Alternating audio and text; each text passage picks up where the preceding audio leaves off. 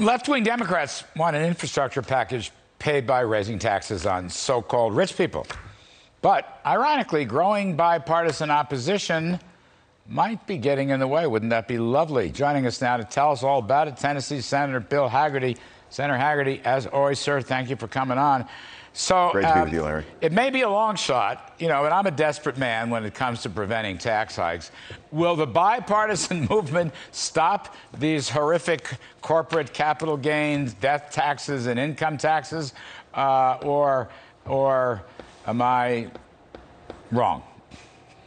I certainly hope so. We're going to have to stand as firm as possible. I mean, what the Democrats are talking about is another tsunami of spending financed by another massive tax increase on job creators, on capital. Everything that we need to get our economy moving in the right direction is what they want to stifle with their tax plan. They really are revealing the infrastructure package they're talking about is really a Trojan horse for more tax increases. That's what they want, is the ability to stick it to the job creators in America. So, Senator Bernie Sanders, and I say this with the greatest respect, I'd love to have him on the show sometime. He's been on my shows in the past. But Senator Sanders is saying, unequivocally, I think he did yesterday on the Sunday talk shows, that he's got to have the Green New Deal, climate change stuff, all that's got to be in infrastructure, along with the corporate and individual and capital gains and death tax increases. He wants it all. Now, my question is, in your judgment, I know it's a tough call and it's a evolving situation. I think you have 20 people, both sides of the aisle in the Senate. How strong do you think that movement is, Senator?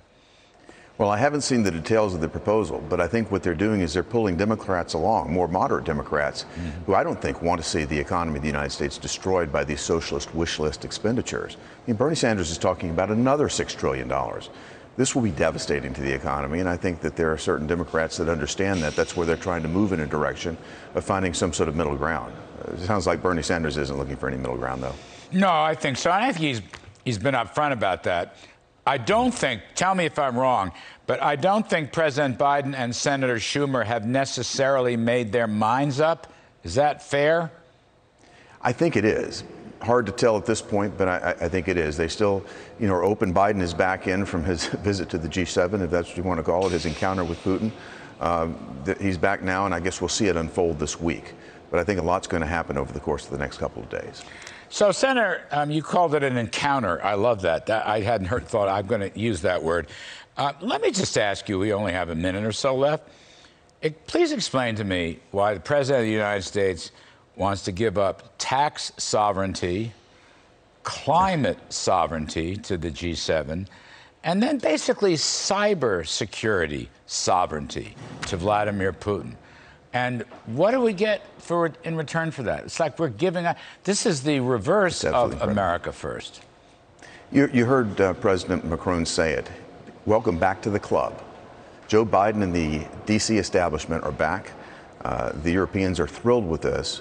Now they've got America who wants again to lead from behind, and that couldn't thrill the Europeans and the Russians anymore. I mean, we're just giving up sovereignty. And even worse, so we're surrendering tax policy to the G7. And even worse than that, as though that's not bad enough, they're going to raise our taxes. American business taxes are going up. You and President Trump did so much to bring America forward, to bring us to the fore. And it seems that they're in a knee-jerk fashion just trying to undo all of that every day, all day. And here I thought President Macron was such a good guy. I always liked him. He's very happy right now, it seems. Senator Haggerty, I hope you don't mind, sir, but I'm going to use that word encounter in future riffs. You're terrific. You're more than welcome, Larry. You're more than welcome to do that. Senator Bill Haggerty of Tennessee, just about the best of the best.